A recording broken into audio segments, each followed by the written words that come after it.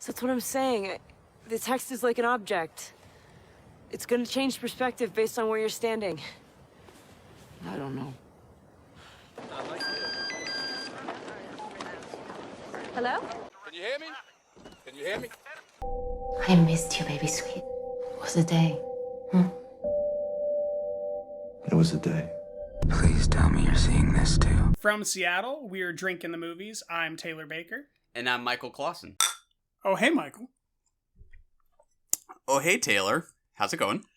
Oh, it's going. 2021. First time we've recorded this year. First time we've seen each other in quite some time.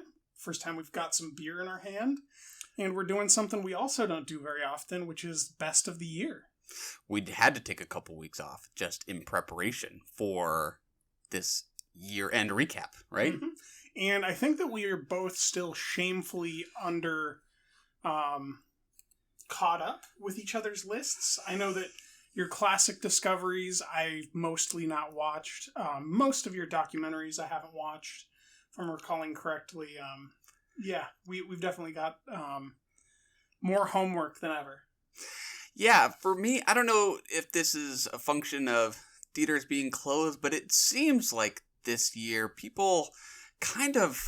everyone seemed to kind of go their own directions in a way, because you're sitting at home. It's just as easy to put on an old movie as it is a new movie. I think that encouraged maybe a little more variety than usual. Yes. I would still say that, per usual, the folks that are including titles that aren't from close to this year are the eccentrics in any other year, i.e. Peter Labuza, and his not only not being a top 10 list, but doing dual entries from like post 2000s, pre 90-ish. Yeah, entries. I have seen all kinds of parameters and criteria for list making this year. Yes. Did you have anything in particular, any guiding principle, or was it just it feels right?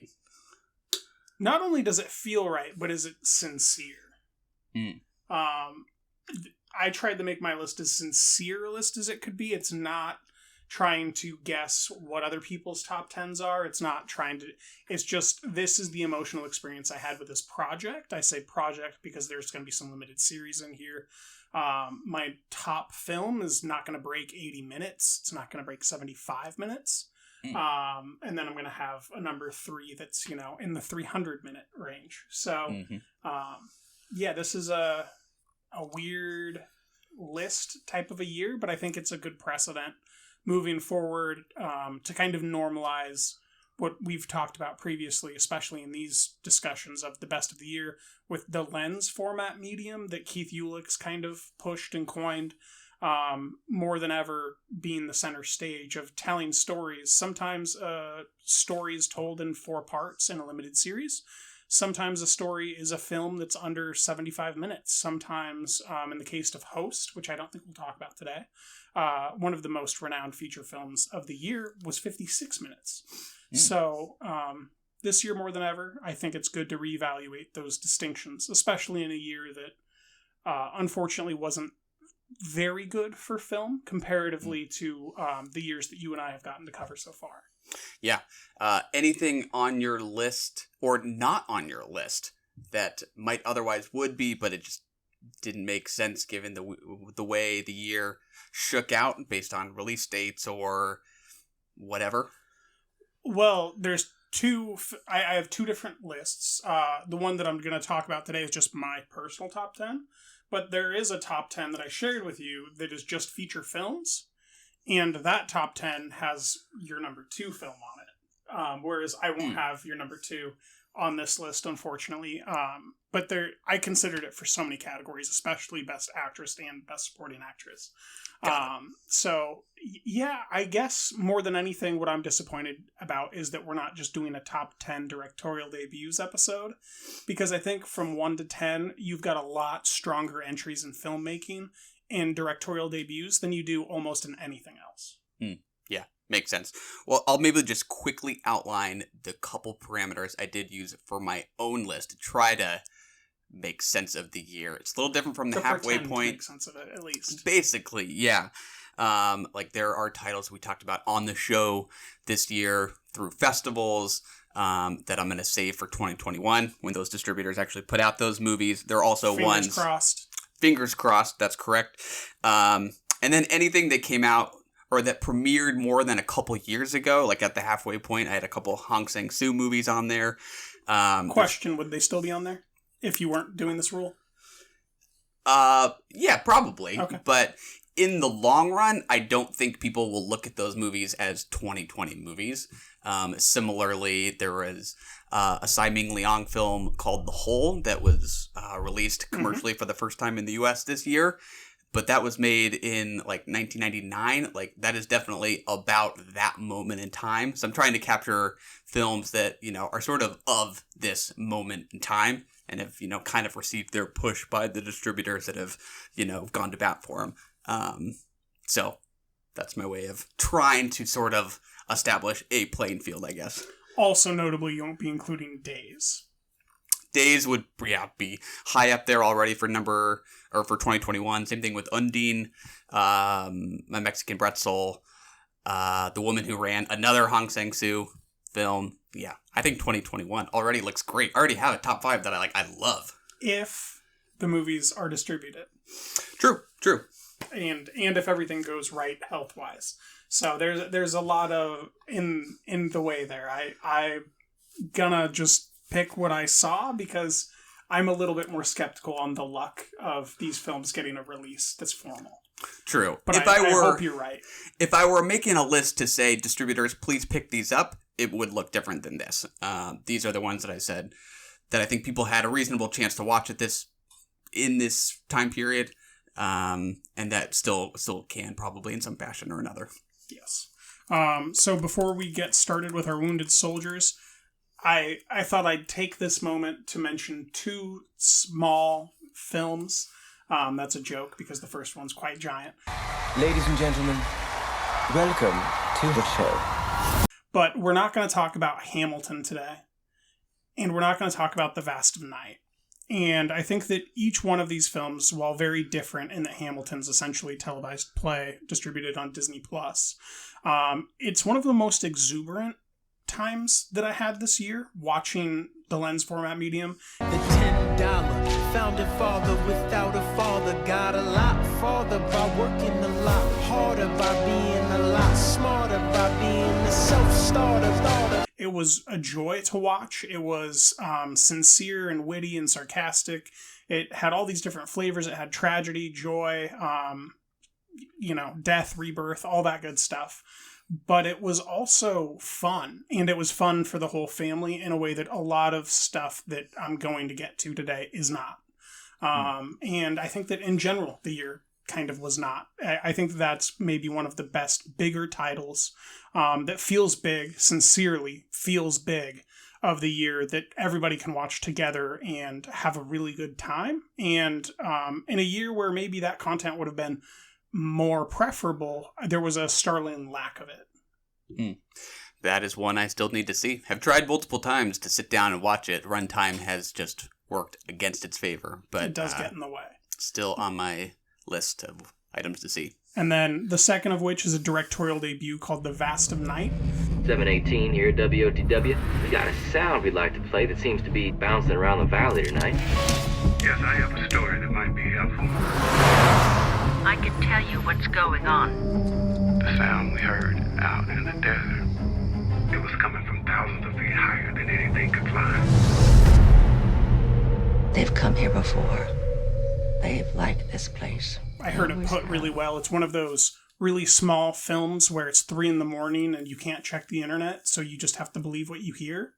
And that is a wonderful way to sum this up. There's something broadcasting something, and you're hearing these radio transmissions, and you're trying to figure out what is transmitting them, and you have some of the best long shots of the year, a really keen eye by a director who's making his debut, practical effects used very well for a period piece that's set in the 50s, really eloquent, really streamlined screenplay that just bespeaks a future that is probably going to be very delightful for us viewers, but also, again, a film that is not only kind of in that weird family-friendly vein, but is really, really good. And there's not been much discussion about. So the first of which, Hamilton, Disney Plus, The Vast of Night, is on Prime Video. Both available for streaming. I'll throw out one title that is nowhere on my list or in any of my categories, only because it's a short. I just happen to not include any shorts this year. Grand Bazaar. That's a feature. Oh, I would call that a medium-length feature. That's 60 minutes. No, it's my favorite short of the year was called Point and Line to Plane by Sophia Bodanowicz, I think is how you pronounce her last name. And it's 10 to 20 minutes if I'm remembering correctly, and it is about a young woman played by Derek Campbell, I think I might be mispronouncing her first name, who has lost her boyfriend or a good friend of hers, and she is sort of trying to find a connection with this person she was deeply close with through the art he loved. It seems impossible that he's gone, so I try to find traces of him and things he loved to do. I look at the words and wonder if there's something there. But Jack is not here. Or here. The title of the short takes its name from a Kandinsky book, if I remember correctly. And there's some voiceover narration. It's about this young woman engaging with art, trying to connect with this person that she's lost. I thought it was incredibly moving and formally really audacious. It played for about a week on LesCinemaClub.com, but focusing mainly on features for the sake of today's conversation. Sounds a little bit like Millennium Actress. There's probably a connection to be made there. Yeah, I can see that. All right, on to Wounded Soldiers. All right, Wounded Soldiers is a category where we identify a film that was either critically not particularly well received or had a rather tough time at the box office. That second parameter is less applicable this year because theaters have been closed for the vast majority of the year. Did you still take that into account at all for your selection, or were you just looking? Okay, I've got world box office numbers for you. What you got? What is your Wounded Soldier? My Wounded Soldier is a film we will be talking about again later. It is Waiting for the Barbarians, directed by Ciro Guerra. The world box office here was $741,921. We've got a Metacritic rating of 52% and a Rotten Tomatoes rating of 53%. This is a film that was originally a novel written by J.M. Coetzee, and that novel was adapted by the writer himself into a screenplay in which I believe the production company had acquired the rights to, and multiple directors had been attached. At some point, I believe that both of our bigger stars here, Johnny Depp and, now I'm forgetting his name, and I love him. Mark Rylance? Mark Rylance. Noted Steven Spielberg collaborator. They signed on to the film. At some point, Ciro joined the project. Robert Pattinson came in, and they rounded out the cast, and they made what I think is one of the biggest sprawling tales of the year. There is an episode of hysteria about the barbarians. I have orders to obey. I am speaking of particular situations where I am probing for the truth. Since all is not well here, I expect further measures will be taken. Tells a multifaceted story, has one of the best effects scenes that I've seen in a giant sandstorm, and it's one of those projects that just makes you lament the fact that you're not able to project these films onto giant screens and watch them in a theater, because I would have loved to go through that sandstorm scene with a crowd, or seen Mark Rylance near the end with a certain tree being given a new definition within the town square, and just shared that communal experience. So this is my Wounded Soldier of the Year for a lot of reasons, but mainly because I loved it. If my Google search is correct, it looks like it's now streaming on Hulu. Mm-hmm. It is finally available. It is on Hulu. I will mention it later as well. All right. More to come. What is your Wounded Soldier? All right, my wounded soldier is Sybil. Why did you cast her if you knew that she was suicidal? I figured it was just a petite histoire. Action! I would just have to sit back and watch reality destroy things. A French comedy drama by the female filmmaker Justine Triet. We talked about this on an episode a while back. It is about a psychotherapist who's giving up her profession in therapy to turn to her passion for writing, and just as she does so, she finds some inspiration in a highly emotional client she meets and starts lifting events out of this client's life and taking them as inspiration for her writing. This is currently sitting at a 59% on Metacritic. I don't have the worldwide box office figures. I saw it through a virtual cinema release. So I don't think it ever played in theaters in the US, but I thought this was a very sexy, funny, formally confident, comedy drama. It has Adele Exarchopoulos in it, who people probably know most from Blue is the Warmest Color. The lead actress, Virginia Efire, is in Paul Verhoeven's Benedetta next year. I'm excited to see that. And what I like most about it is just that this is a film about messy, flawed women, female characters that I think are really thoughtfully drawn. I was a little surprised that this flew under the radar. Sybil, I enjoyed it. Today's podcast is presented by Podgo. Podgo is the easiest way for you to monetize your podcast, providing podcasters with a flat rate for ad space so you always know how much you get when you include an ad from Podgo. We recently joined as members, and you can too. Apply today to become a member and immediately be connected with advertisers that fit your audience. That's podgo.co at podgo.co. Let's get on to our number 10s. All right, what is your number 10? All right, Michael, for the umpteenth time and the last time, we're talking about Kareem Anu's Invisible Life. They used to be called The Double Life of something extravagant that we don't remember the name of when it was originally circulating in theaters in very early February or late January of 2020. Did we attend the same screening for this one? I don't think we did. I don't think we did. It was around the same time, though. Yes, it was at the AMC Dine-In 10. It's in the U District here in Seattle. It's one of the last truly great films we got to see before everything got shut down, and I can't get this movie out of my head. There's great performances. There's a tapestral view once you're on the other side of it of the story of lives in this time, in this place.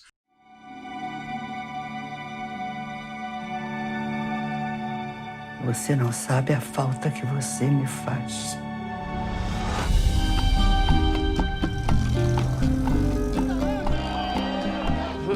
Eu sinto que o Yorgos me ama pra sempre. You have this beautifully bookended kind of picture that sits in your mind of this film that starts in a dreamscape with these sisters yelling for each other in this beautiful tropical oasis. And it ends in this really interesting way in which someone's screaming back to you through time, through your daughter, in this very plain-looking cityscape. And all the events that happen in between are very complex. You have some very unflattering depictions of sexuality, especially towards the men.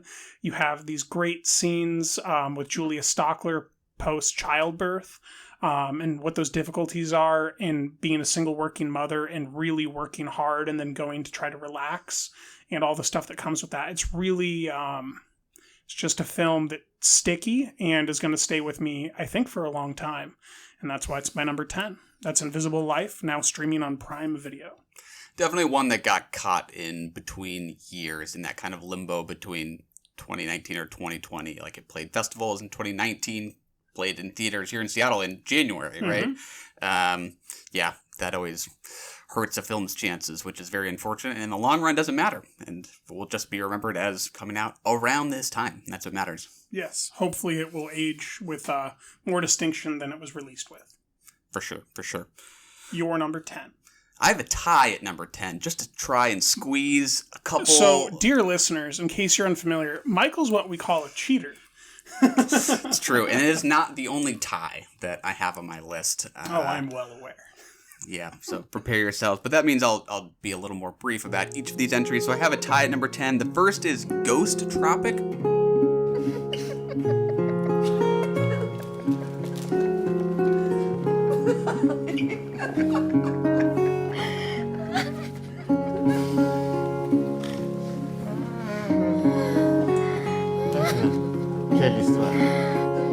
By Bas Davos, who's a Dutch filmmaker. This is a film about a really simply told story about a Muslim woman in Belgium who finishes up her job as a cleaning woman in this kind of nondescript corporate office building and gets on the train to go home, and she falls asleep on the train, takes it to the end of the line, and has to walk home.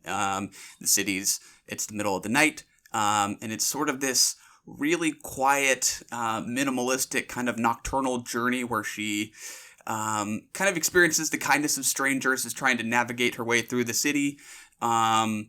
Absolutely gorgeous movie, shot on 16 millimeter. Easily one of the most visually arresting, hypnotic movies I've seen all year. Just too quiet of a movie, I think, to have ever attracted much of an audience, but I really enjoyed it. Where can folks see that one? I think it's probably still streaming in virtual cinemas. Okay. I don't know that it's available for rental yet, but... And what cinema did you go through for it? That was through Film at Lincoln Center. Okay. And then my other number 10 is Pietro Marcello's Martin Eden, an Italian film that's based on Jack London's novel of the same name. Et moi, je m'appelle Elena. Martin. Eden. Piacere. Enchantée. Ho deciso che voglio essere come voi, parlare come voi, pensare come voi. Osci, ma come va facendo? Lascia stare. Ho riflettuto molto su me stesso e ho sentito come uno spirito creatore che mi divampava dentro, che mi incitava a fare di me uno degli orecchi attraverso cui il mondo sente, uno degli occhi attraverso cui il mondo vede. Whereas the book is set in San Francisco, Marcello takes the events of the book and places them in this kind of indeterminate time in 20th century Italy. And it is about this blue-collar fellow, the titular Martin Eden, who develops this voracious appetite for knowledge and an aspiration to become a writer. And it's sort of this rise and fall story about intellectual ambition. It's very romantic, very politically and thematically rich, and vaguely experimental. There's all this kind of found footage and archival footage, I should say, interwoven into the drama that's really compelling. That's Martin Eden. And where can people watch that? That is now available for rental, I believe. Okay. All right, let's get on to our squandered actor, actress, director, producer, writer, whichever one you picked for the year. You should have 2 entries. Why don't you get us started, Michael, with your first squandered choice? All right, I have 2. My first squandered person is Tom Hardy.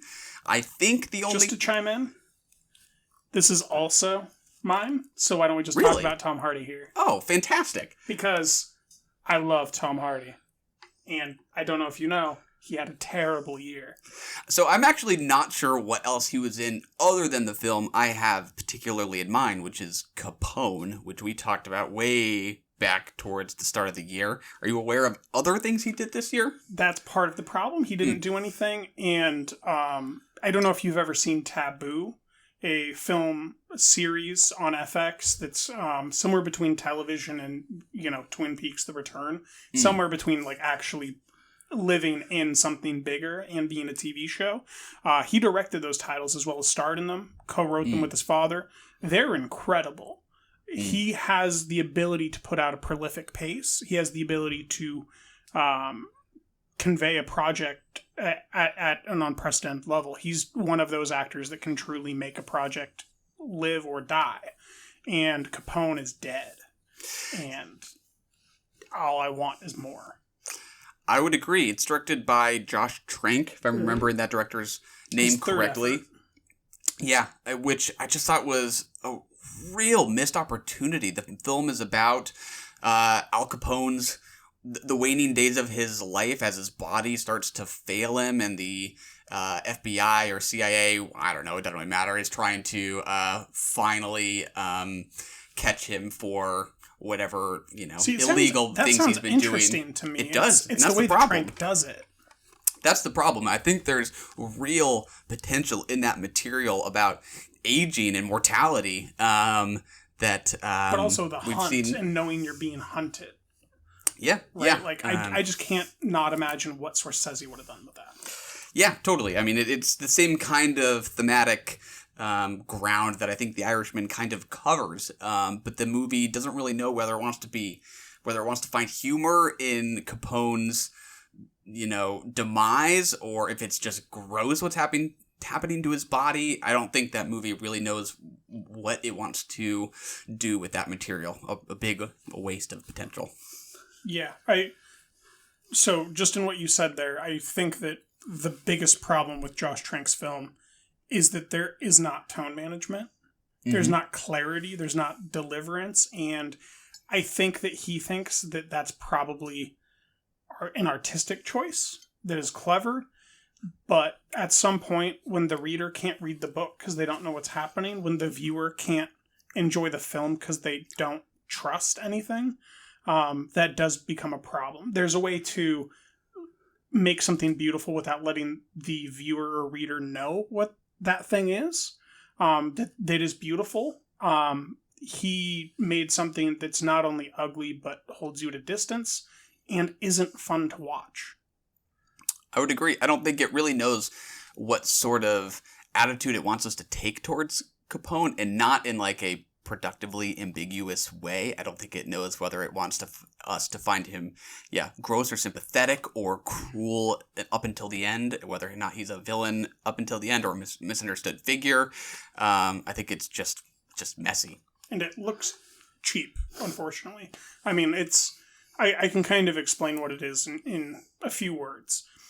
Capone is a red box film, meaning they own the distribution rights to the film.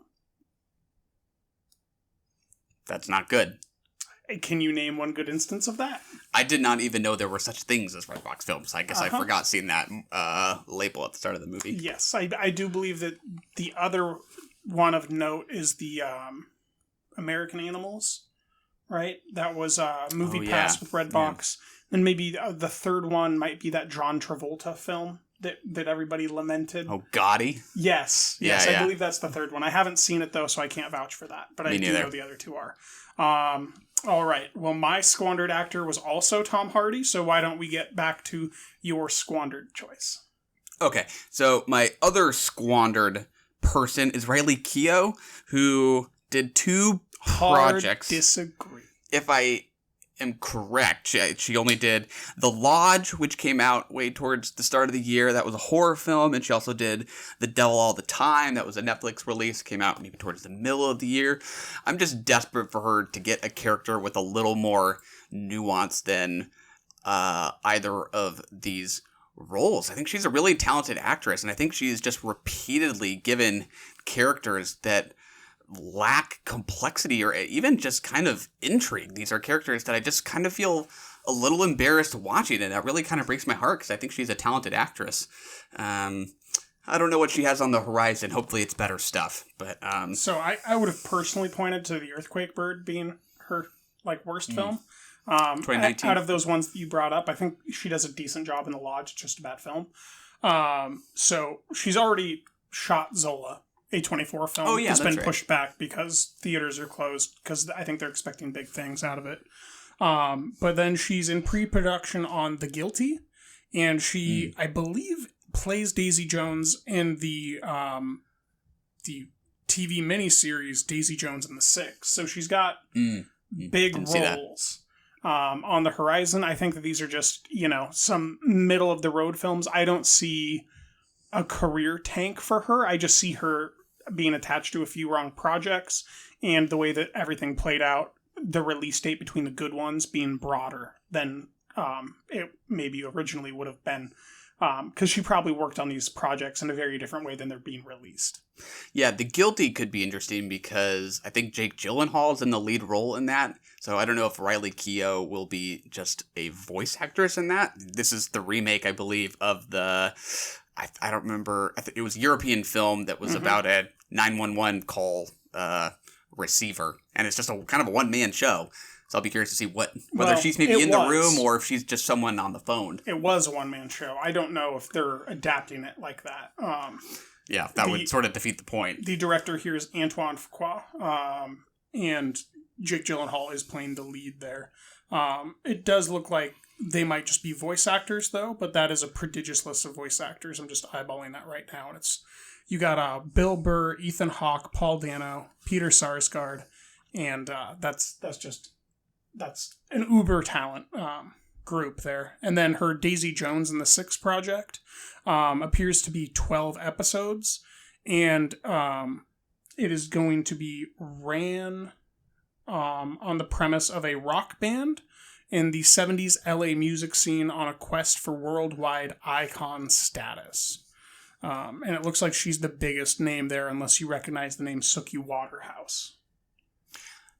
Yeah, I think, was she in Assassination Nation maybe, or The Bad Batch? That sounds familiar. Yes. Maybe The Bad Batch. She was in both of those. Yeah, okay. Well, time will tell. Who is your other squandered person?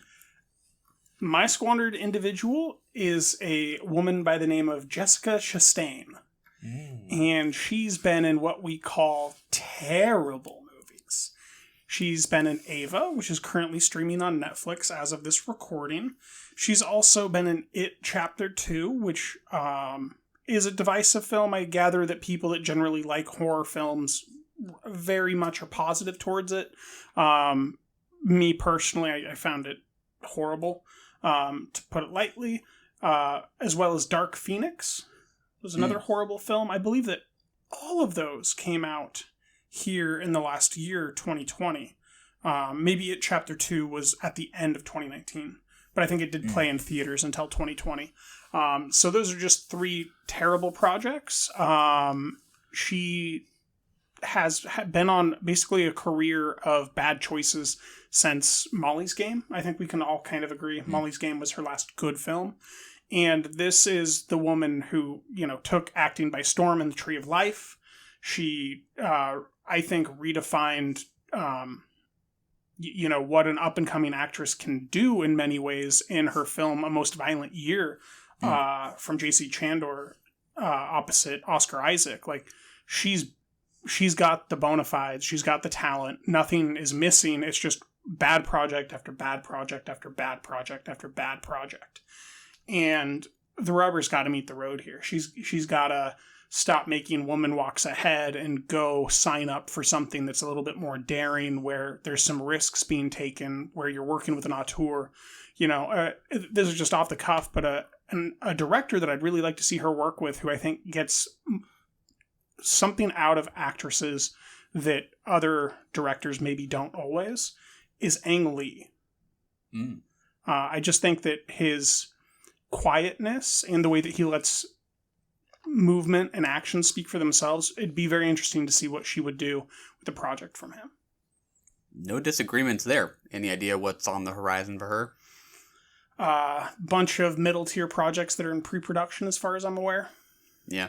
I feel like I've heard murmurs about a sequel to A Most Violent Year. I've heard just a random internet chatter about that. I don't know if she would reprise her role or not, or if it's just kind of some kind of spiritual sequel to it, but I'd be interested in that.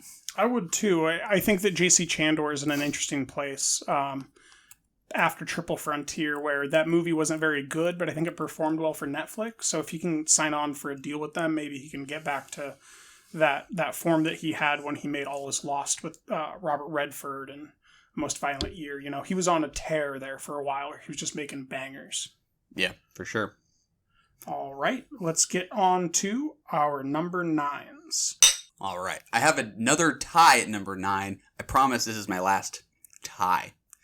Are you sure? My top 10. Yes. I have one other tie in a little sidebar category. So I have 2 titles at number 9. The first is... The money.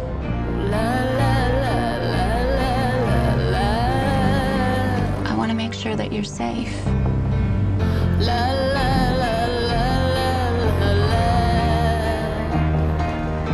I know this is hard.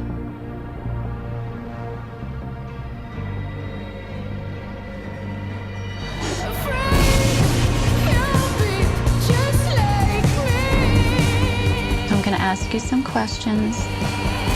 They can be really personal. Just answer either never, rarely, sometimes, or always. Eliza Hittman's Never, Rarely, Sometimes, Always. It's really intimate procedural about a young girl's this little journey from Pennsylvania into New York City to abort an unwanted pregnancy. I think this is one on my list that has already received lots and lots of attention. I think I had it as my Wounded Soldier at the halfway point because it was planned for its theatrical release right as COVID came out, and the theatrical run did not materialize like it should have.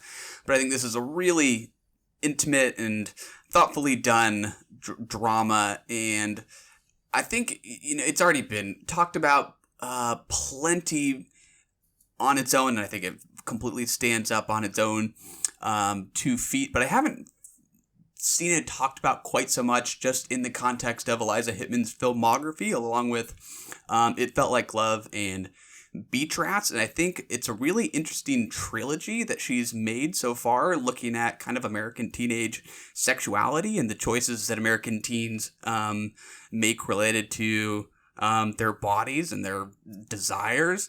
I think she's a really talented filmmaker and someone I think will be around and have a lot more to do. So I just want to interrupt quickly with 2 anecdotes. Number 1, Talia Ryder, fantastic supporting actress in this film. She is in Steven Spielberg's production of West Side Story, so we will see her again very soon. Number 2, Michael Phillips, who you might be familiar with from the Chicago News Tribune, made a really fun anecdote that I think you'd get great joy out of. He said that if she could pump out one of these every 1 or 2 years, America would have its answer to the Dardenne brothers. Yeah. Oh, yeah, totally. I remember us talking about that when we talked about this movie. There's lots of that kind of handheld, almost neo-realism in its aesthetic. It's really, really good stuff. Mm-hmm. Cool. And then my other number 9, something that it is decidedly lighter in tone, is On the Rocks from Sofia Coppola. Hi, Dad. Hey, kiddo. Oh my gosh, do you look beautiful. Cliff, how's your mom's hip? Good, thanks. Good. He thinks you're my girlfriend. Brace. Been busy? Yeah. Dean's traveling with clients all the time, and I'm just the buzzkill waiting to schedule things. I'm so stuck. So Dean's going away a lot, huh? On business trips? Dad. Raise your hand if that sounds fishy. He's not like you. He's a good guy, a great dad. Sure, it's nature. Males are forced to fight, to dominate, and to impregnate all females. Starring Bill Murray, Rashida Jones, and Marlon Wayans. I get the Wayans brothers mixed up. I think it's Marlon One Wayans, of right? the brothers. I don't know. I think it's Marlon Wayans. Rashida Jones plays a, I want to say 30 or 40-something-year-old woman in New York City. She's married with a child. She starts to suspect that her husband's having an affair. Bill Murray plays her kind of playboy-ish father who, together, the two of them kind of go on this New York sleuthing adventure where they're trying to figure out whether or not her husband is having an affair. It's much more about the father-daughter relationship than it is about the wife and husband relationship. Probably the lightest thing that Sofia Coppola has done feature film-wise. Has this really pleasurable screwball flavor to me. I think it's a great New York City movie. I think it's taken some familiar comedy drama tropes and just simply doing them better. I think these are really charming performances. I had a really good time with this one. On the Rocks. It's a fun movie. What is your number 9? My number 9 is a cheat in that it's not a film. It is a limited series on HBO Max. This is The Outsider, based on the novel from Stephen King, The Outsider. The evidence and the counter-evidence, I'm struggling with that. Where are you going with all of this? Is that Terry Maitland, 70 miles away. The same day, the same time as Frankie Peterson was murdered. A human being cannot exist in two realities at the same time. I didn't kill that kid, Ralph.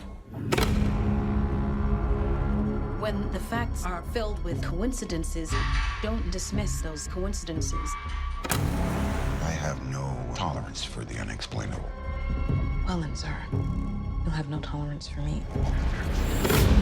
All she's asking is that we keep an open mind. You keep your mind open. I'm just gonna look for facts, evidence, dumb cop shit like that. It has a all-star cast of Jason Bateman, Cynthia Erivo, Bill Camp, Ben Mendelsohn. It goes on and on and on. Most importantly is the tone management here. The quality of direction in each and every episode. I think the standout of which is episode 1, directed by Jason Bateman, which stars Jason Bateman. He's really come on as a director of the episodic format, doing the Ozark project that he assists with writing, producing, and stars in, as well as directing. I think he's become one of the most interesting directors of what I would call kind of the short fiction medium. As we move deeper into television, long-form storytelling, what we're seeing is essentially shorts that tie together and make a bigger story. And I do think that he's one of the most promising voices of visual direction, where he understands the climax of the individual episode, not just of the project itself, but of how to tell the story of that episode and make it very clear visually, but also exciting to watch. And that's not something that comes easy. I think of Rian Johnson being the only other person in recent memory that really made a name with what they could do in the episodic format with Breaking Bad. His Breaking Bad episodes, I think, are incredibly memorable, Ozymandias being kind of the biggest one there. And I think that Jason Bateman's getting to that level where he's kind of undeniable in his talent. But outside of that, this film is a project about horror. It is an entity that acquires humans and becomes them. And there is a what I would call the best performance from Cynthia Erivo of 2020 in this project. She's famous for almost being to an EGOT.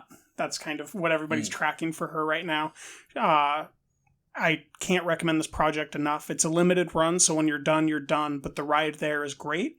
And we will be talking about one of these supporting actors who I didn't mention here later.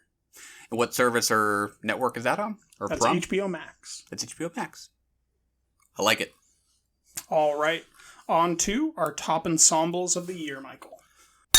All right. We are counting down from 3 to 1. Our From top 3 to 1. ensembles. We'll take turns. I'm guessing we're going to have an overlap on at least one of these, and I think it'll be our number 3. It'll definitely be our number 3. My number 3... I doubt it, because my number 3 is not going to be on your list. Oh, okay. My number 3 is Steven Soderbergh's Let Them All Talk. Here's to picking up the conversation where we left off. And here's to reconnecting the gang of 3 we used to be. Did you always talk like that? I'm going to start work on my manuscript. Swim at 3, dinner at 7, back on, to work, or bed, or both. I'll probably work in bed. I kind of feel like I'm spending time with 3 almost like dinosaurs. Starring Meryl Streep, Lucas Hedges, Gemma Chan. Yeah, you have it wrong. That's my number 1. Oh, there you go. Candice Bergen, Diane Wiest. It's about Meryl Streep's. She plays a writer who wins an award and is taking a cruise to England to accept the award. And she brings along a couple friends, played by Bergen and Wiest, along with her nephew played by Lucas Hedges, and her publicist is Gemma Chan. I like the movie. I think there are a couple parts of it that did not work for me, but the acting is superb. It's a very wordy film. I think all these actresses are delightful. Let them all talk. Great ensemble. We'll talk about it again. I'll just do a quick recap here. My top ensemble or my number 3 ensemble is... Something bad's already happened. If you can't get yourself to really believe, then you're a danger to everyone else. When I was a kid, I didn't believe in anything. Not God, not the devil. But now I believe there's something else out there. It's worse than I ever imagined. The Outsider. So we can move on quite quickly. What is your number 2, Michael? My number 2 is Mangrove. There may be some who believe that they have been the victim of injustice at the hands of the police. Others who, like parasites, feed on these beliefs and seek to turn them to their own advantage, deliberately creating hate and violence. These defendants are all guilty of the serious criminal offense. This attack on a black establishment is not an isolated event, but a sustained campaign against black people. And today we are saying enough is enough. From Steve McQueen. It's part of his Small Acts anthology. I think this is the only time across maybe either of our 2 lists that any of the Small Acts films will be coming up. Yes, I didn't watch all of them. I made it through Lovers Rock, and I personally found the projects to not speak to me. They're not bad, but they don't really grasp me as something that is above television in a way. There's just something, especially about that. Is that the first one, Mangrove? In which there's just these super cuts of like violence that just get excessive. I think it's like a 4-minute cut where it's just break in, ransack, break in, ransack, break in, ransack, break in, ransack, break, and it's just hitting you over the head. I didn't find the storytelling there eloquent, but there is quite a cast. I would very much disagree. I think the repetitiousness of the violence is the whole point of the movie, and how this small restaurant in London, owned by a black man played by Sean Parks, if I have that right, is just repeatedly subject to raids by the police for no other reason than the police are trying to shake them down and hoping they'll shut down and move to another neighborhood. Right, I think that's the point. There's a slow play there, which I don't mind. At some point, about 2/3 into the film, though, there's literally a supercut montage where it's just that for an extended period of minutes, not seconds, but minutes. And I don't mind that storytelling at all, but when you hit me over the head with a cudgel, I feel like you think that I'm stupid. I didn't need to be told what I was already seeing that many times. I like a little bit more nuanced storytelling about that point, and that I found it irksome. Fair enough. On the subject of Lovers Rock, even though I'll get back to Mangrove here, I would actually say that is like the least like television of most movies I saw this year, because it's so free from narrative. I think like the thing I kind of despise most about long form television in today's world is that it's so much about the carrot always being held out in front of you from episode to episode. There's not enough like present tense storytelling. And I think that movie is like entirely about living in the moment. That is like a present tense film where it's just a big party. That I don't think that's like television like at all. I can only say that I've seen better episodes with that type of a theme, from Dispatches from Elsewhere, from Euphoria, from quite a few films. I think of The Chai, episode 8, season 3, Front Room, in which they're grappling with the fact that the sister has been kidnapped and they're unable to find her, and there is a sexual predator holding her hostage in his basement, and it just plays straightforward. I can think of so many more interesting unique episodes of television this year that aren't holding the carrot out, that are just about the moment. The Outsider, for instance. But agree to disagree. Fair enough. But yeah, Mangrove has Letitia Wright, Sean Parks, Malachi Kirby, among others. I thought this was a strong cast. What's your number 2 top ensemble? My number 2 is a film that we'll be talking about later and is known to be a troublesome film, especially in this year. It is Jacques. Où est le dossier secret sur Dreyfus? Désormais, je m'en chargerai personnellement. On intercepte mon courrier. Je suis constamment suivi. Peux-tu prouver tout cela? Je voudrais éviter un scandale. C'est déjà un scandale. Tu devrais quitter Paris quelque temps. Et toi? J'ai l'honneur de vous présenter Monsieur Émile Zola. Quelqu'un doit exposer toute l'histoire. En tant qu'officier d'actif, je ne peux rien écrire là-dessus. Vous non, mais moi si. Better known as an officer and a spy. The film's cast is made up of Louis Garrel, who plays Alfred Dreyfus, who we will be talking about again later, Christophe Maritie, Pierre Poirot, Stephen Godin, Jean Dujardin, who most people might know from The Artist. The list does go on and on. Most names you would not recognize, as they are all French actors. But this is a film that is really reminiscent to Peterloo for me, where it's just one of these period pieces that feels super period. You never really question that what's reality in front of you on the screen is real. But the fact that Roman Polanski directed it has essentially made it blacklisted, from what I can tell, in North America, as there is zero distribution for this film. Still none. It's a 2019 film, by the way. Gotcha. That's when it premiered. Yes. All right. What is your number 1? My number 1 ensemble of the year is... Come. What? Quick. This is a very real crime here, a theft of taxpayer money. The sum total is $250,000. What? Jeez, 250,000. Everything's fine. You can't jump the gun here, not when there's this much at stake. We need to know what we're dealing with. Frank. After everything we've worked for. Frank, to get this far. Frank. You have nothing to worry about. Frank's gonna fix this.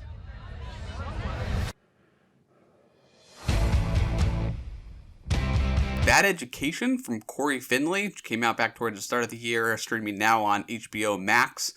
It's based on the true story about a public school embezzlement scandal in the Northeast United States.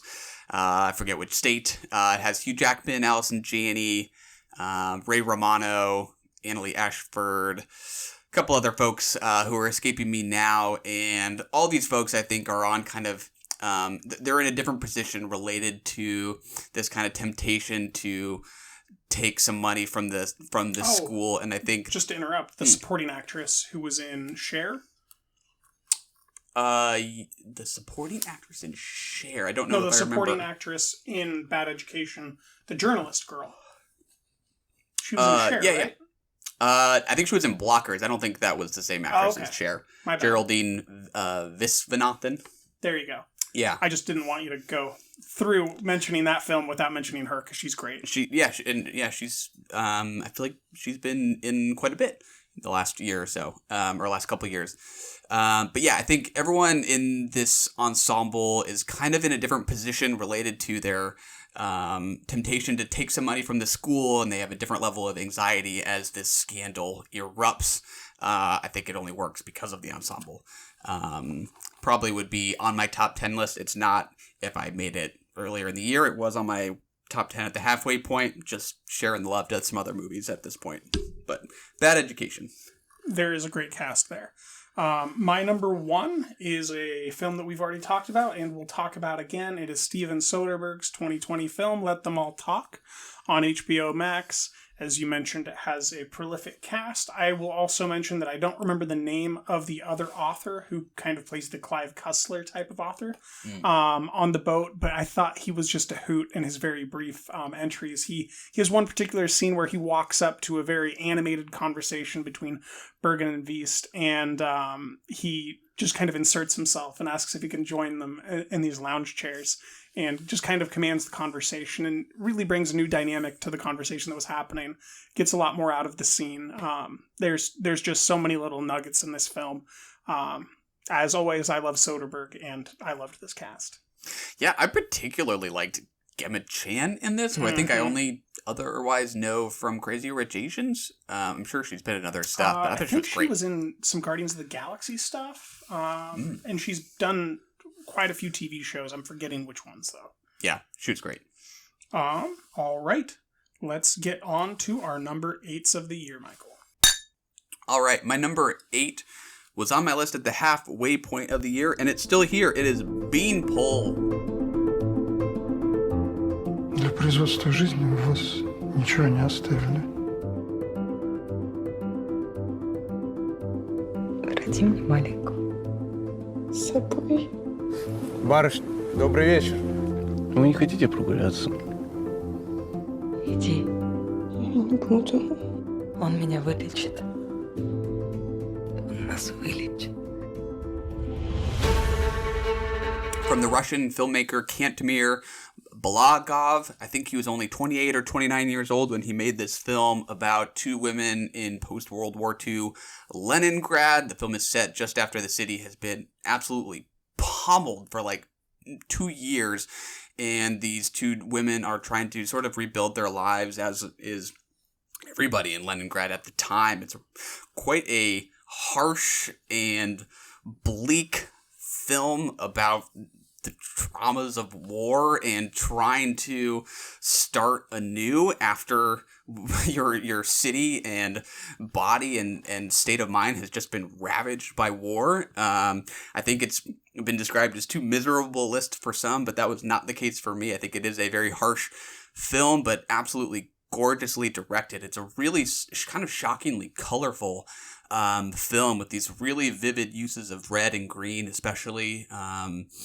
and beautifully acted by the two lead actresses. I think when we talk about like up and coming filmmakers, American critics tend to be very, very focused on American voices, and I think it's just shocking to me that this movie was made by someone who's not even 30. I think Balagov has good stuff ahead of him. It's available on Mubi now, but I think it's also available for rental as well. Beanpole. Loved it. All right. My number 8 is Waiting for the Barbarians from Chiro Guerra, now streaming on Hulu, as you mentioned. How tiresome your behavior is. You are an obscene torture. We have set procedures. Ready to go. You've been treasonously consorting with the enemy. Get out! I want these people out of here! We will end these troubles. We will put down the enemy. And that will be the end of it. This is, as I mentioned before, everything that I talked about. It has this great giant moment with the sandstorm. It has really eloquent, I think, understated critiques on broader empire and the innocent, neutral hands of evil that are carrying out things that they don't quite grapple with or realize.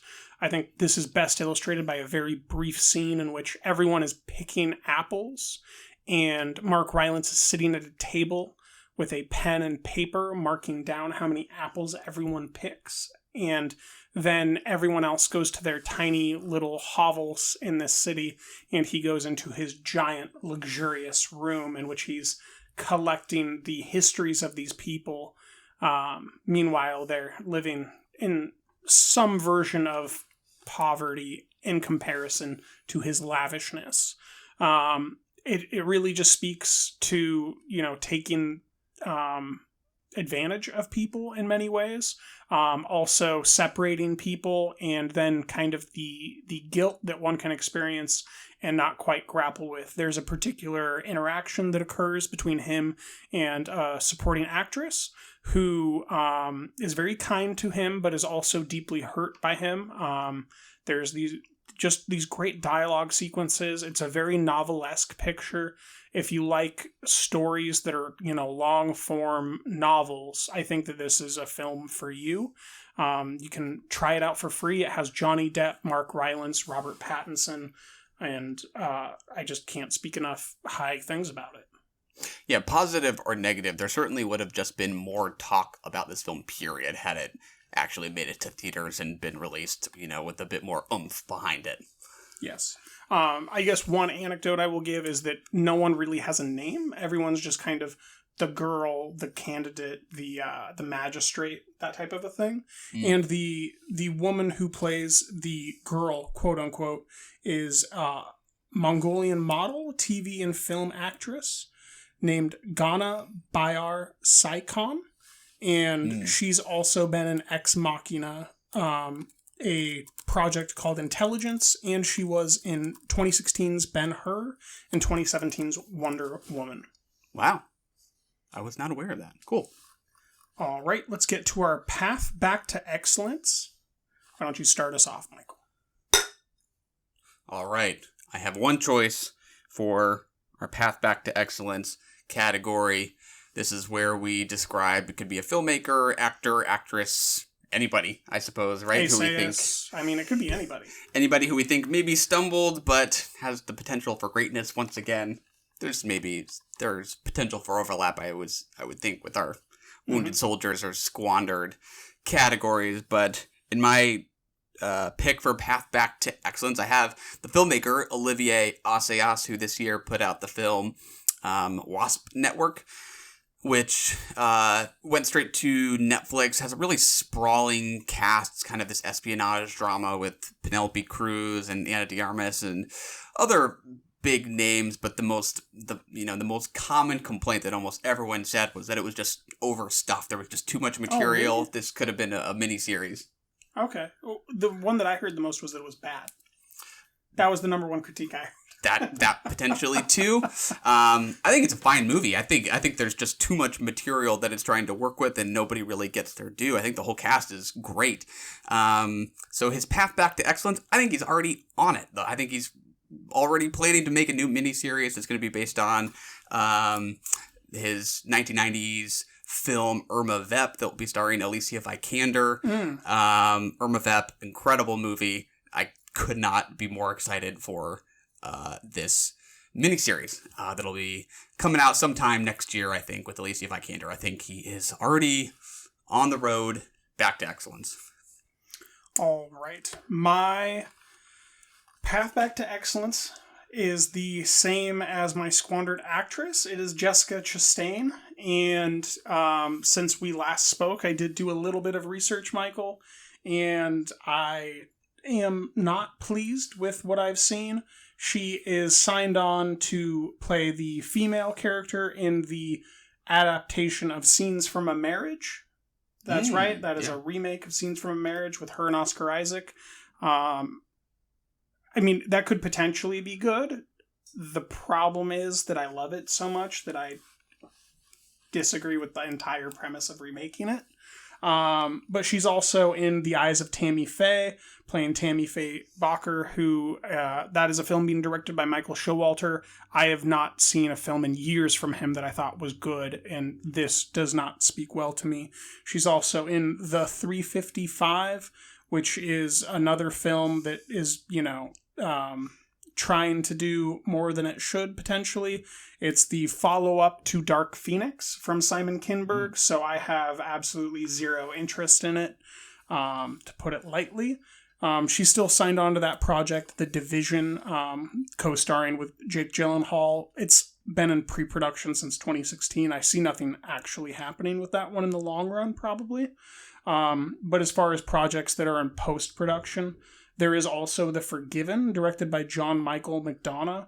And that does have Matt Smith, Rafe Fiennes, Abby Lee, Caleb Landry Jones, Christopher Abbott. That speaks a little bit more highly. I think that I can be quoted on saying Caleb Landry Jones doesn't pick bad movies. So this is potentially the film that might get me back in her corner, but I am worried that she's just kind of going down this middlesome road in which there might not be a return for her unless she pulls off Keanu Reeves, after 12 years of kind of purgatory. Yeah. The Scenes from a Marriage. It's a movie or miniseries? I don't remember. It's a limited series. Limited series. Okay. Adaptation. Okay. And it's going to be her and Oscar Isaac. Well, we shall see. All right. Let's get on to our number 7 title of the year, Michael. What is your top 7? My number 7 is First Cow. No way for a poor man to start. You have a cow. First cow in the territory. This ain't a place for cows. Well, it's no place for white men either. I sense opportunity here.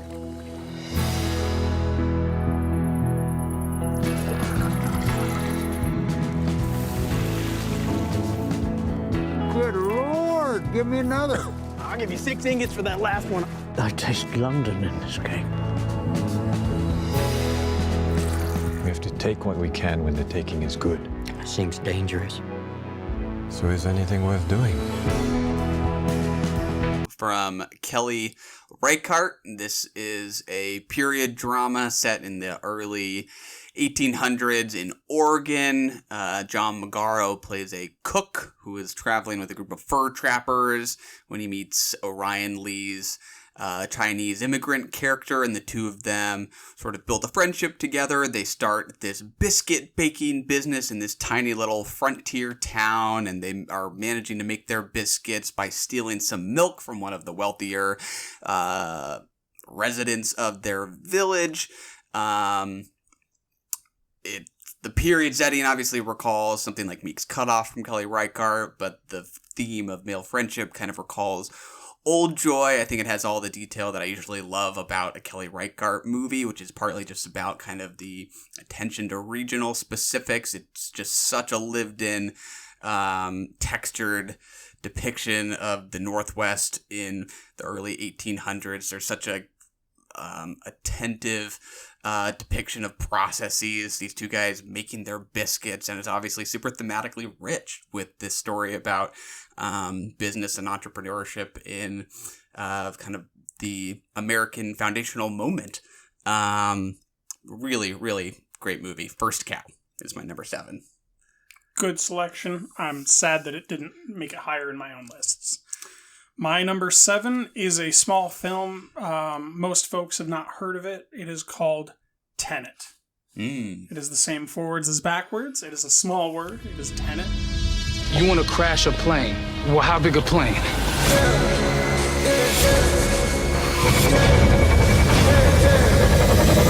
That part is a little dramatic.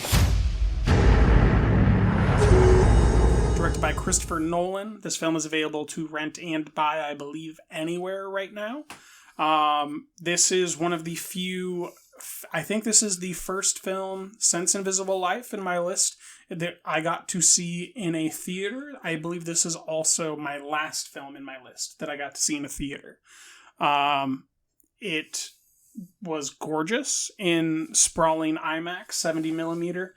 It was cacophonous. It was hard to hear. It was loud. It had a through line. All the things that people have problems with, I didn't really mind because it was a big smash up blockbuster. It gave you everything you needed to know about it and didn't give you anything that would be superfluous details, essentially, that would actually define the world. You can either view that as a reduction quality or an addition quality. I think that if you're looking for the meaning of life in film, you can find a problem with this film. And if you're looking to bring joy to your life, then you'll find joy in this film. It's maybe the only one on your list that I would take issue with. I think the plot of this movie, I think the plot gets in the movie's own way. I think it. What's the plot? I couldn't even tell you. Wrong. Can we It's talk? kill the bad guy. Yeah, I think I need more than that. The future to talk is about. mad at you. kill the bad guy. It's true. I wish the plot mechanics weren't so incredibly distracting. Like, I agree this is a fun movie, but, like, I just think this, like, is just in desperate need of streamlining. Like, it feels so obvious to say that, like, this is just way, way, way, way too knotted for its own good. What is the benefit, I guess, of the excess of plot-related dialogue?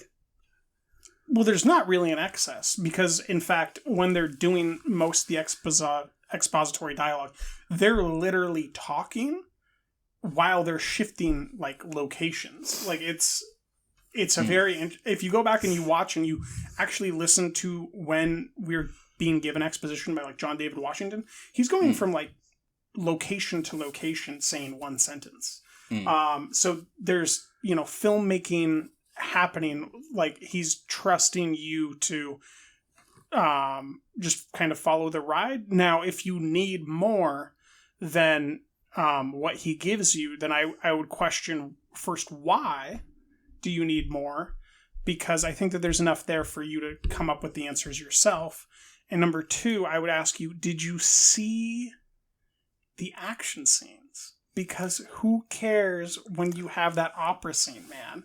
Who cares when you crash a real plane in 70 millimeter? I don't know if you got to see it in IMAX, but I can tell you that, like, in a normal theatrical year, these would still be some of my best cinematic moments of just action fun, just like Mission Impossible Fallout was. It's just cool.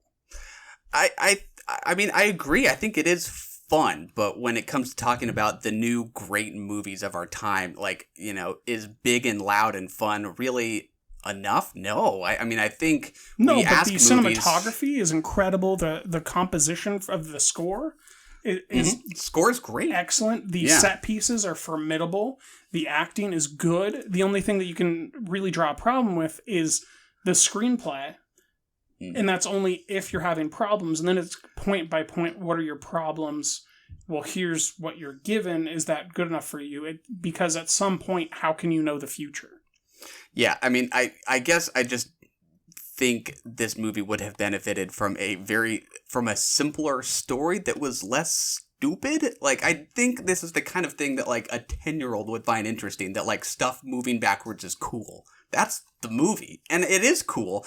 But I wish there was a little more, related to just the fundamentals of movie making, theme, character, that kind of thing. I think this there's is so just much character. Our main character's name is literally the protagonist. I'm confused. That's true. So I think it just sort of uses that kind of thing as a defense from that argument, which I don't think it's a defense. Fine. I think it's just like putting in less salt than more salt. It's just a choice that was made, and I think that some people, you appear to be one of them, really are wanting this film to tell its entire story and define things outside of the film itself so that you can understand it better. And for me, it's a very quick reduction of the future's mad, there's a way of sending things backwards in time, and there's a megalomaniac who is going to kill the entire world because he's possessive and insane. And I think that all those things are incredibly familiar in modern storytelling. So to elaborate on them would be pointless because they're something that everybody knows. They're just archetypes. This is a film filled with archetypes. And I think I described it essentially as Nolan's greatest hits, in which he's just reducing everything down and playing, a greatest hits set list. And I had a good time with it. I'm not saying that it changed the game of cinema, but I am saying if you're familiar with cinema, you should be able to watch this movie, and the only questions you have should be about the scientific notions of the plot, not about who was good, bad, or why he was on the mission. Yeah, yeah. What should anyone care about? I don't know how to answer that question, but, I think about the line something like, don't think about it, just feel it. Feel what? Like, there's no human significance to any of this. Like, it is super fun to watch something so polished and mechanical, but, like, I cannot, like, with any conviction say that this has anything like meaning to it. I'm not remotely moved, and I think he's a very plot-driven filmmaker, and that's always makes for very entertaining movies, and that's why he's as popular as he is. I don't think he's a very thoughtful filmmaker. I think he's a set-piece director. I think that's a bigger conversation, but I can tell you that when I was watching it for the first time in IMAX, that first scene in the opera, I was emotionally affected by the soundscape, what was occurring, what happens at the train tracks. Like, I was being physically affected by that filmmaking, and I think that you can't exclude the value of a project actually affecting your body and how you feel because of its multiple layers. And maybe the defined words are something that's a separate conversation to have a problem with. But I think that, like, I could point at The Prestige and a few other films where I do think that I would just disagree with the notion that he's only a set-piece director. Yeah, but I don't know if the emotional response you're describing is that different from the kind of thing that horror can do when it induces a jump. I think there are mechanics, there are levers he knows how to pull to elicit an emotional response.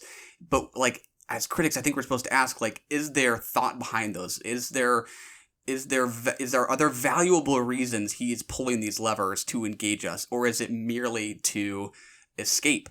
That is okay. I think escapism but if it is good. Merely good. To escape, why do you get to define that that's not a good value? If you would let me finish, I would say that escapism is okay. I think that is valuable.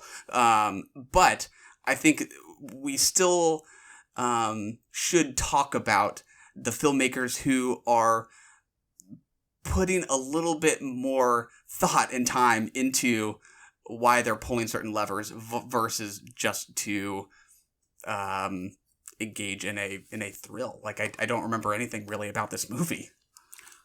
That just might be a personal preference, because I remember quite a bit about it. But as far as time, I don't think anybody put more time in their movie than Nolan did at a technical level, because he has the future and the past. So True. He put much more time into thinking about it than I have spent thinking about it. That's for sure. Well, no, I was just saying within the film itself, there's more time than any other film this year. All I can say is that once you get into a rabbit hole of the value of something, it becomes pretty easy to reduce things. There's good performances here. There's really sharp filmmaking aspects at all sides, and it sounds like all debate that we would have is associated with the screenplay. Yeah, but when we say, like, oh, it's just a screenplay issue, like, the screenplay is the foundation of a movie, right? Like, yes. I don't know that we can just say, it's just a screenplay issue. Like, that's kind of a big deal. Well, I know I'm not reducing it. I'm just saying that the rest of the film seems to be something that we can agree on the merit of. True. It'll be on my list at some point. Because I think that maybe we should just dedicate a full couple hours to debating the veracity of Tenet. But that's a separate episode. Why don't we get on with our top 3 docs of the year? All right. Top documentaries of the year. Any thoughts about documentaries in general? About I think this has been a good year. There's a lot of documentaries that I liked that didn't make it above 10. Painter and the Thief being one of which that I just keep coming back to and wishing I could give a little bit more love to. There's documentaries we didn't get to this year just due to time constraints that were playing at film festivals. A lot of your entries I haven't seen. I think some of my entries you might not have seen. I think it was a good year. I don't know that I have any thoughts. Just thought I would give you the opportunity. Oh, thanks. So we'll leave it there. What's your number 3? My number 3 is Dick Johnson is Dead. The thing I hate most about my memory loss is that it hurts people's feelings. Do you know that you woke up in the middle of the night last night? You got fully dressed. Do you remember any of that? No. Yeah. What can we do about that?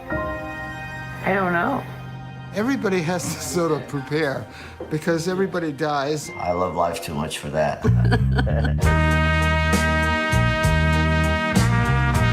From Kirsten Johnson. It's on Netflix.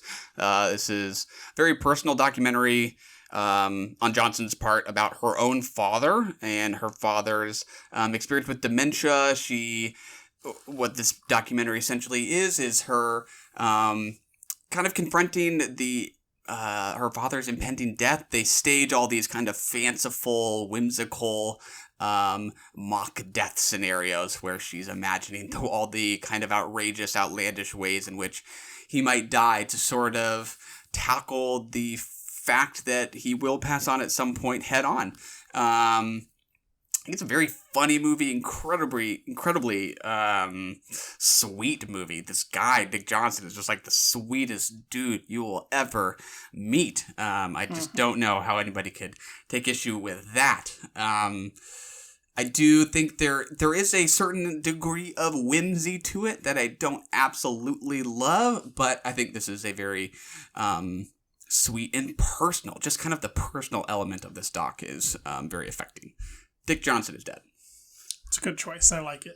My number 3 documentary on the year is a film called 1,000 Cuts.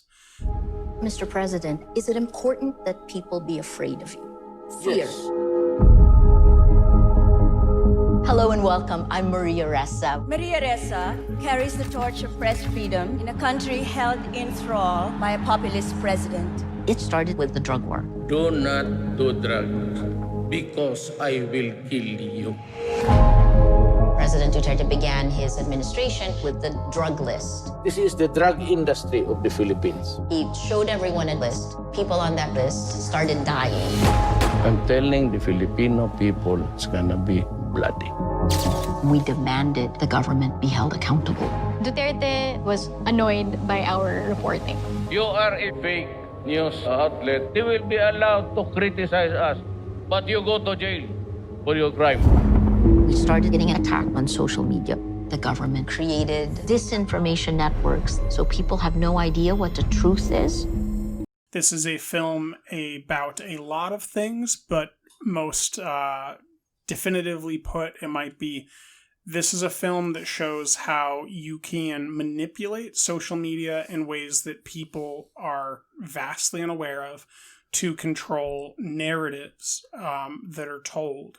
And through those narratives, you can then lobby for political power and take over and then maintain power structures.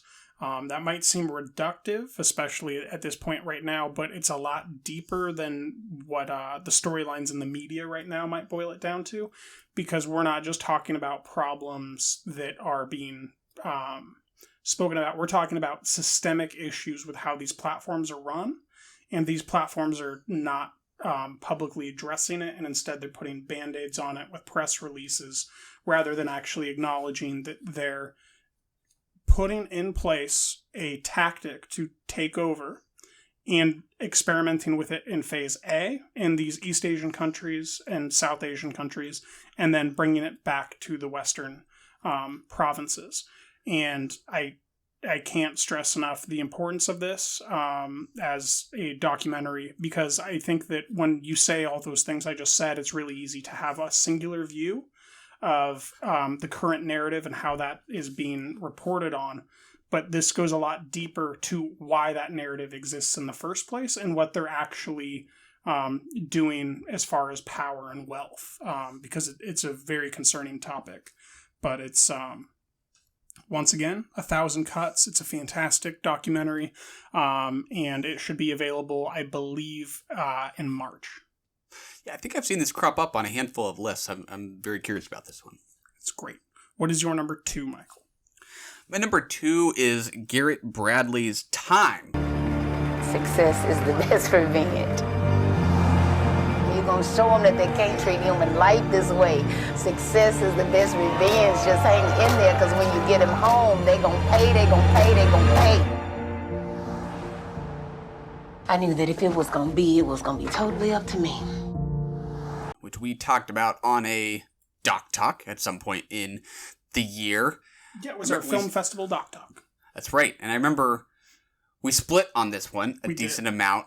And I will say, as time has gone on, not to put words in your mouth, but I remember your complaint had to do with context and kind of a lack of context. This is a story of a woman whose husband was in prison for armed robbery, and he was sentenced to like something like 6 to 8 decades in prison or something like that. And there was not a great deal of detail about the incident itself, the robbery. As time has passed, the more and more I think I've come to agree with you on that. Just the more I've kind of sat with this doc, the more I wish I think it might have benefited from that. But it still has stuck with me as a portrait of this woman's just unwavering loyalty to her husband. And as a story of resilience. And I think it's an incredibly romantic story in a way, to see this woman so committed to her husband, and so fearful of the time he will be or might be spending in prison. And the craft, I think, is very, very strong. I'll leave it at that. Time, which is on Prime Video now. My number 2 is Midnight Family.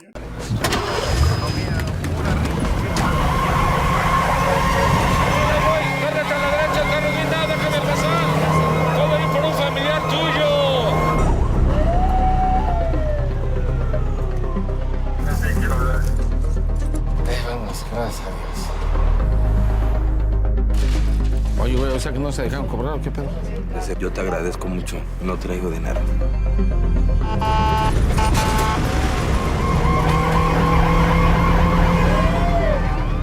¿Cómo quisiera que un día no saliera ni una puta particular y se... Directed and written by Luke Lawrenson. When you say written in a documentary, I normally turn my eyes off.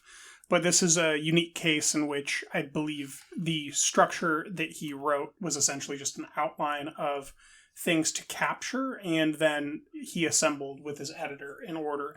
This is a depiction of the Ochoa family in Mexico City running a private for-profit ambulance, and there's incredible chase scenes, great lighting, really horrific moments, really, I guess, morose moments, particularly in which you're seeing the entire family in sleeping bags on the floor. And that is in their apartment where they're living. That's what they can afford to sleep in.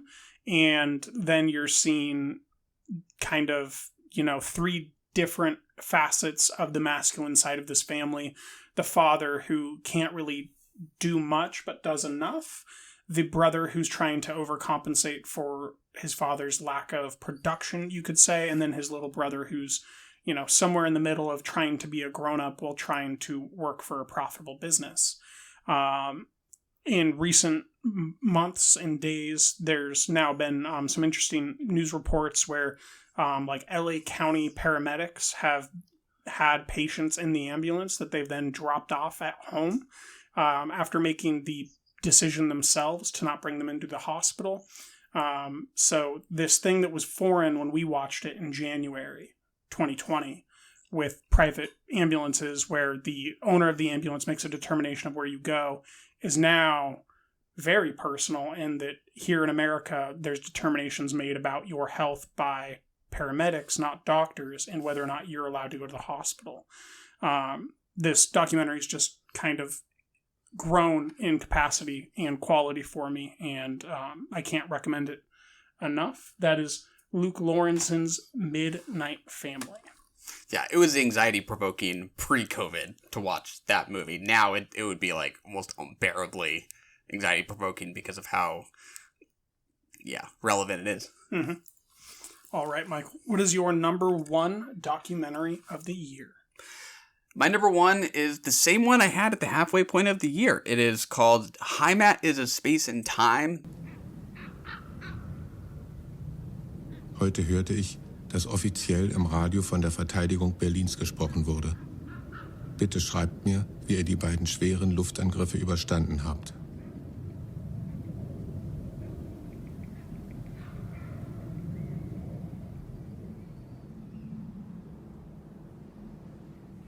The filmmaker's name is Thomas Heise. He's a German filmmaker, and this charts about 100 years worth of German history all through Heise's family's written correspondence. It's made up of notes and letters written between members of his family, multiple generations of his family, that he reads in this admittedly kind of monotone voice for almost 3 hours. It's a long documentary, and he pairs this text with imagery of historically significant sites in Germany that are related to the content of the correspondence in different ways. It's far and away the most kind of like freeing documentary experience I had all year, and maybe just in film in general, because of this pairing of image and text. There's one instance, for example, one that's been quite talked about, where he's reading correspondence between family members who are talking about the deportation of Jews that they're expecting, and on screen you're watching these images of trains pass while you're reading this long list of names of people who are in fact ultimately deported. Obviously a very kind of experimental doc and a long one. It requires quite a bit of patience, but I think it's really, really rich and a really kind of stimulating experience because of this unique pairing of image and text. So that is Heimat is a Space and Time. It's in virtual cinemas still, I believe. I have every intention to get to it, and then I sit down and I look at that runtime and I think that this is in a foreign language. And I proceed to pick a television show and watch it for a longer period than Heimat is a Space and Time. It's not the easiest one to do on a Monday night after work. It is That's not. for sure. All right. So just recapping, I did forget to mention Midnight Family is now streaming on HBO Max. So if you have a subscription, you can watch it there. And my number one documentary of the year is, like this year, not normal, confusing, and not really a documentary, but also not really a feature film. It is My Mexican Pretzel.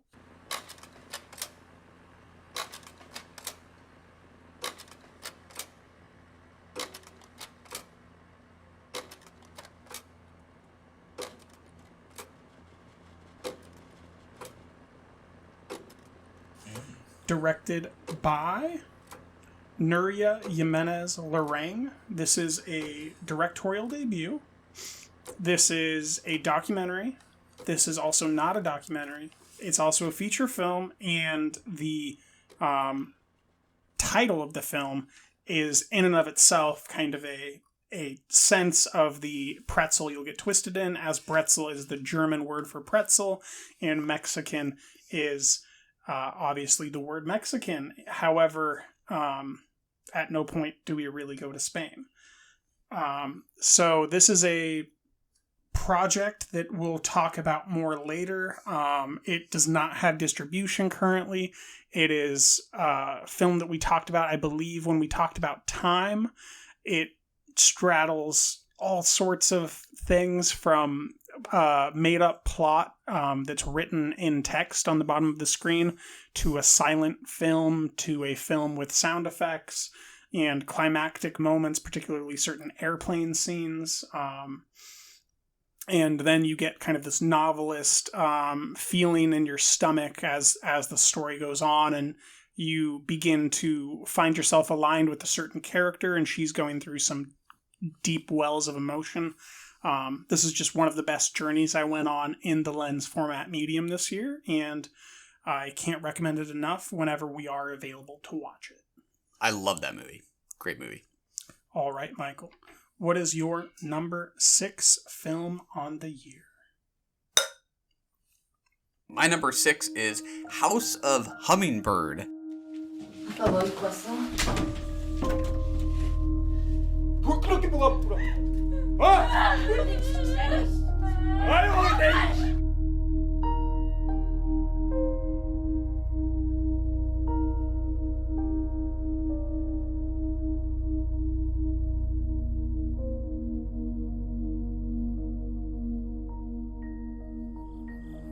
선생님은 자기가 싫어진 적이 있으세요?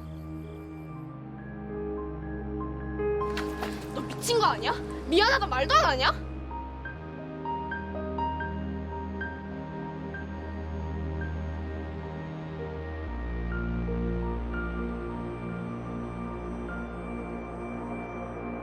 여러분이 아는 사람들 중에 속마음을 아는 사람은 몇 명이나 될까요? It's a South Korean film by the filmmaker named Kim Bora.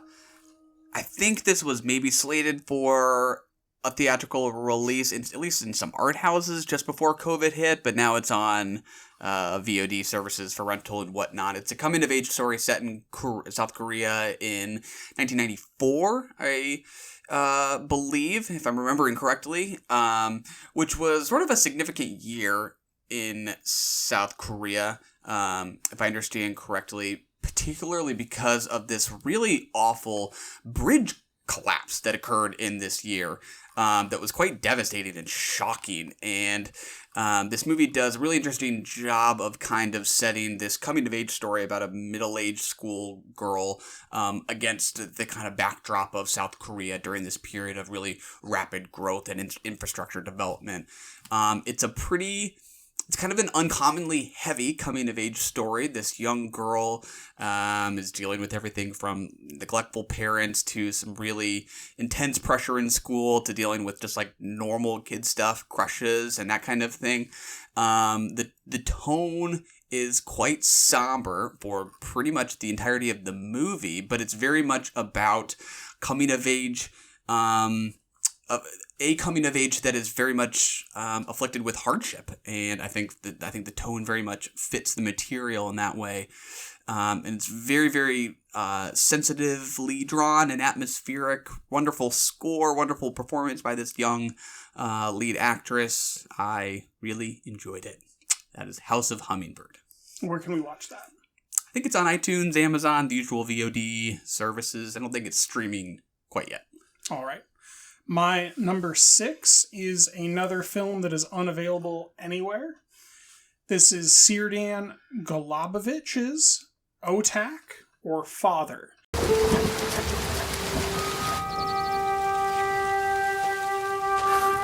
Gde si, brate, krenuo? Za Beograd. Peške, no? Da.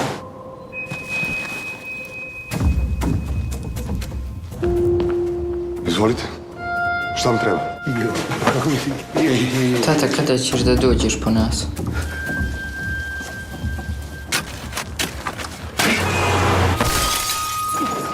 Ne diraj ga!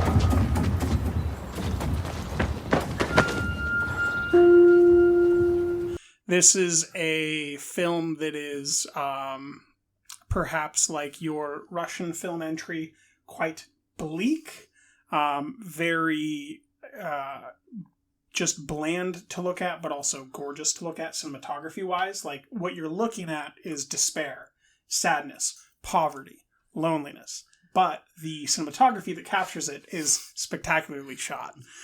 So there's two different lines there, right? It's beautiful how trashy this looks, essentially. And this is a story about a man who is separated from his children due to his wife attempting to self-immolate while demanding for his paycheck from the men who fired him and are withholding his pay because the children cannot afford to eat. You then eventually go to their home, in which you see there's no running water, electricity, or other things of that nature, and it gets more depressing from there.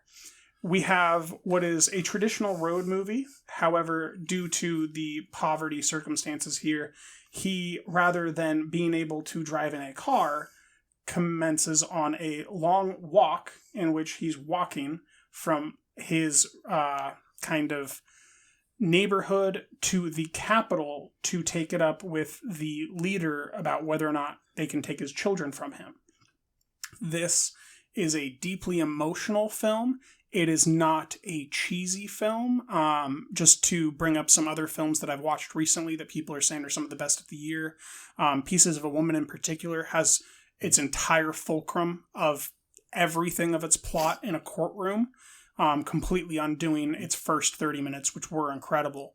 This is a film that is personal. It feels very Dardenne Brothers. It's kind of this handheld cinematography.